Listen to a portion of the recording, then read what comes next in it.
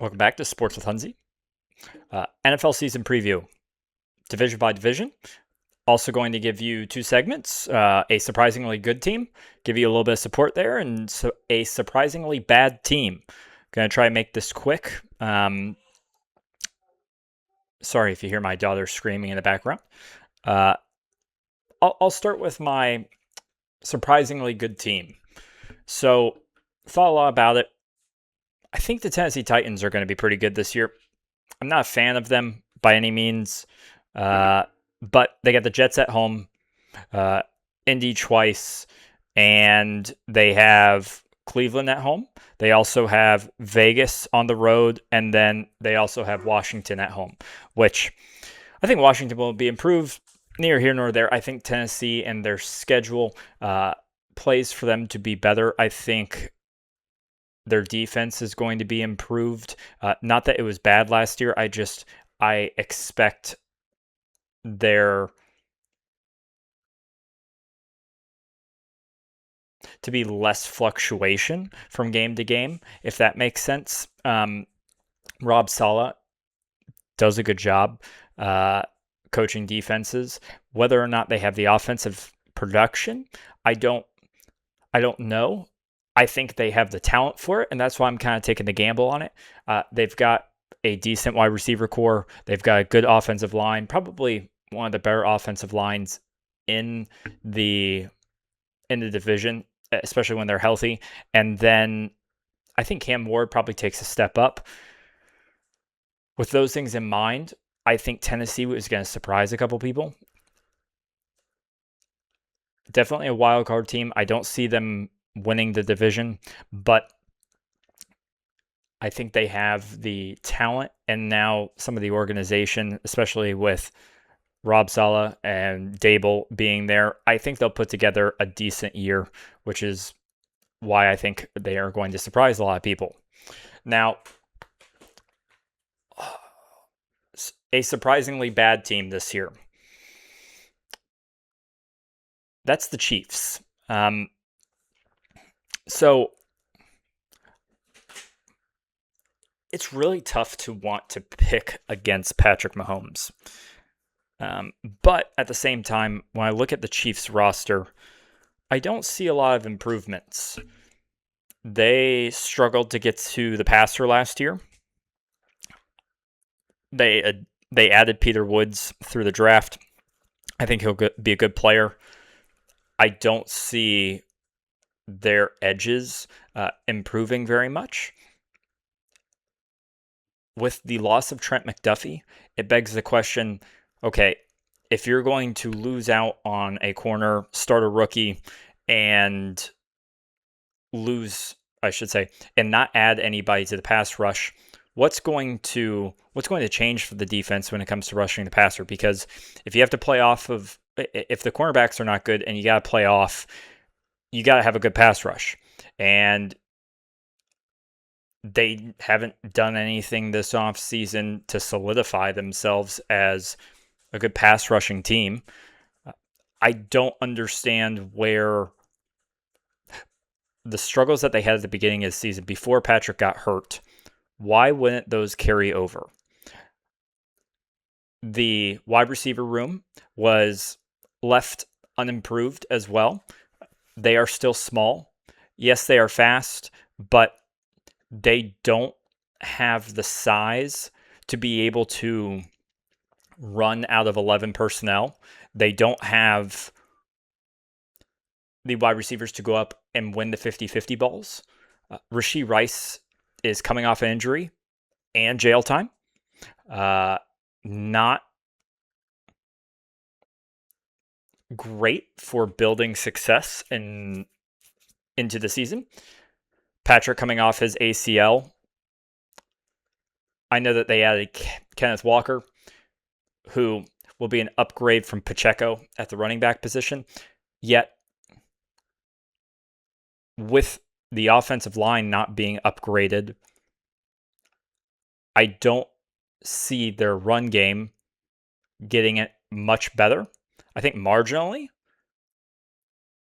people in the media have talked a little bit about respecting the run game a little bit more. However, that respect goes out the window when the certain personnel groups and the offensive line aren't strong enough to block well.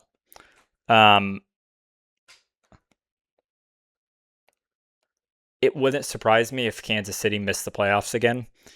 And Andy Reid, as a coach, he's a great talent manager. However, looking across the league, his schematics on offense are struggling, and his coaching tree is somewhat dying. Take Doug Peterson, for example. Doug was one of his most esteemed, disciples, and Doug's out of the league. I think he actually just took an assistant job or an analyst job, but the scheme itself is not run oriented. The league as a whole has gone big and wants to run the ball, or at least show you the threat of running the ball with big personnels, 12 and 13 personnel. Kansas City can't do those sorts of things. They don't have the threat of a run in 12. They don't have as much of a threat in 12 personnel as other teams do because Kelsey's a little bit older and he's not always been the best blocking tight end. Couple that with what wide receiver are you going to put out there to be able to block on the edge or block a corner for Kenneth Walker?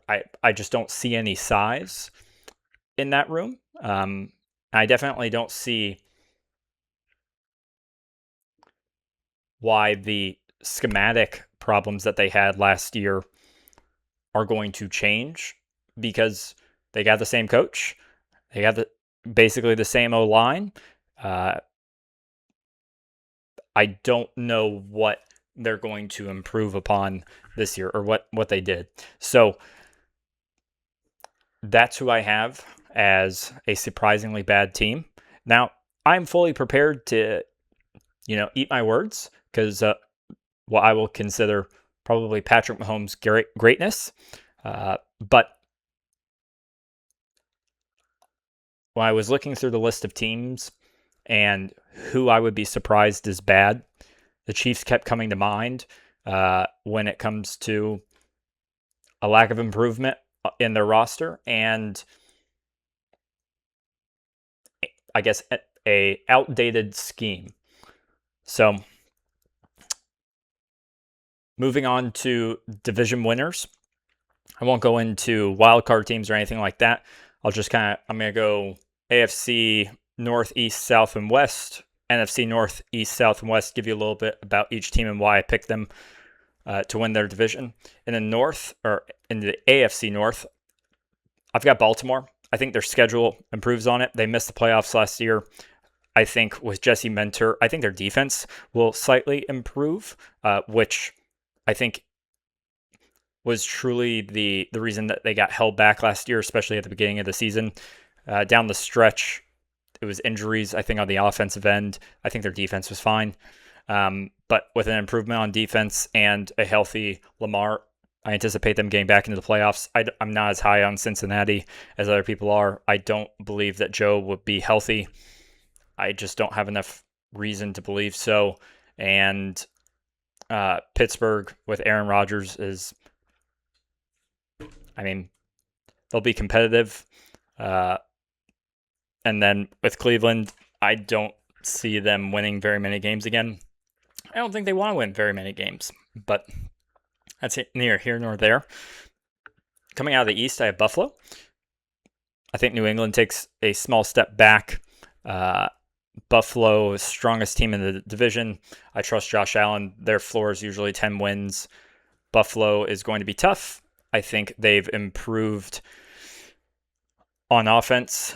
Their offensive line is still strong, and with the way that they play football in today's league, I think they're much more competitive than the rest of the teams in the division. Miami, I don't believe will be competitive this year. I don't think they even want to be. And then the Jets.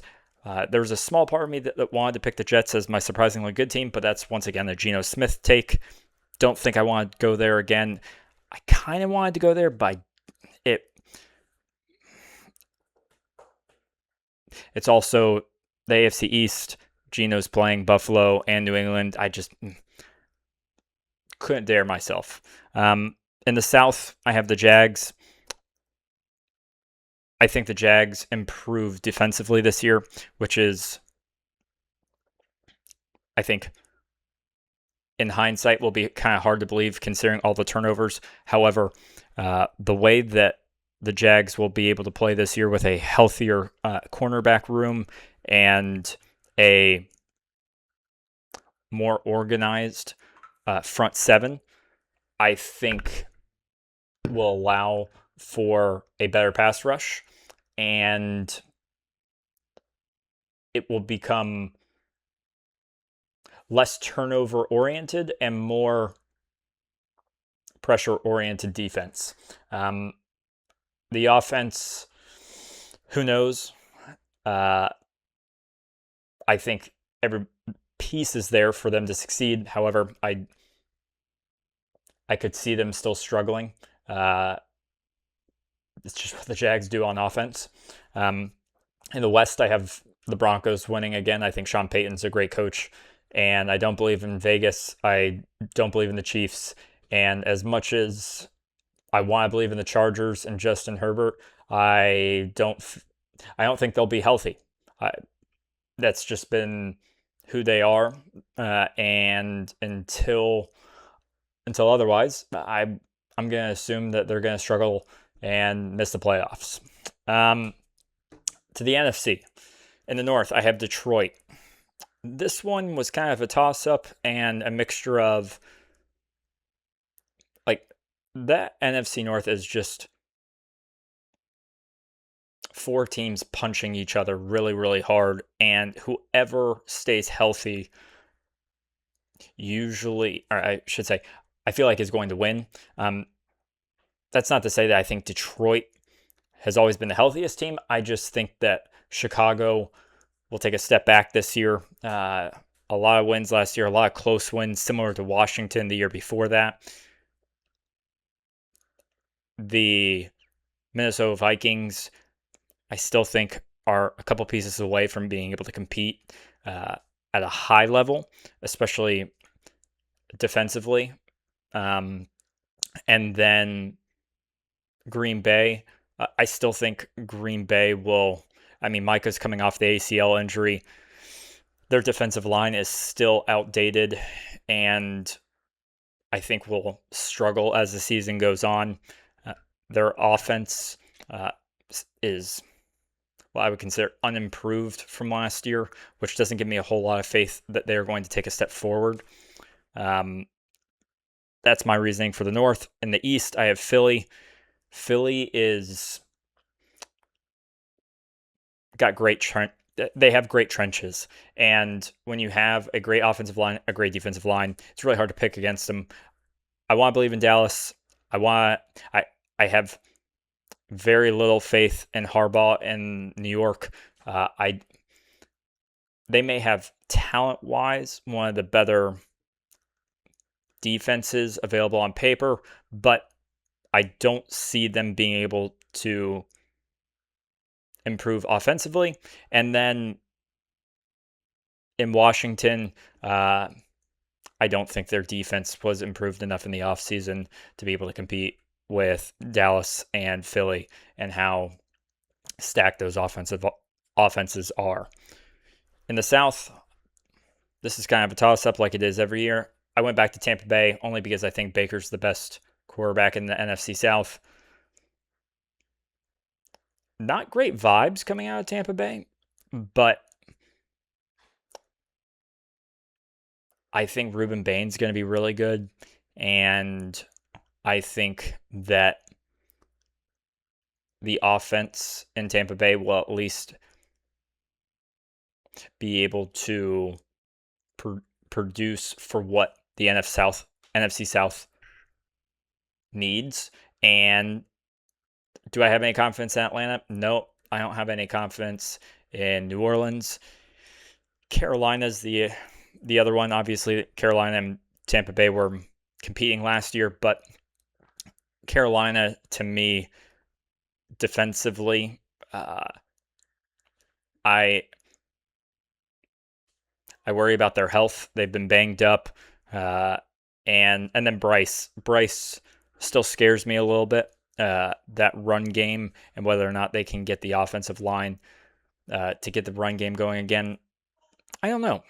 That's why I'll go with Tampa Bay.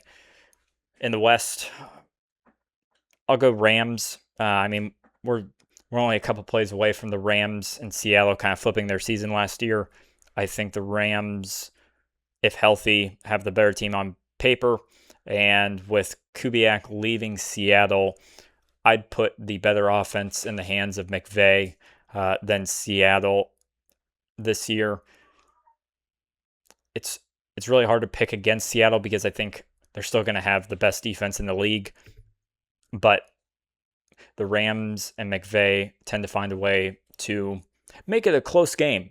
And with that in mind, I would value the Rams offense more than Seattle's and take a little bit more experienced quarterback in Stafford. So there you have it. That is division by division, the NFL season preview. We will be back next week, do a little playoff bracket, and hopefully talk probably a little bit more of more Jags. So thank you guys for tuning in. Remember to like, subscribe, do all those things. I appreciate you all.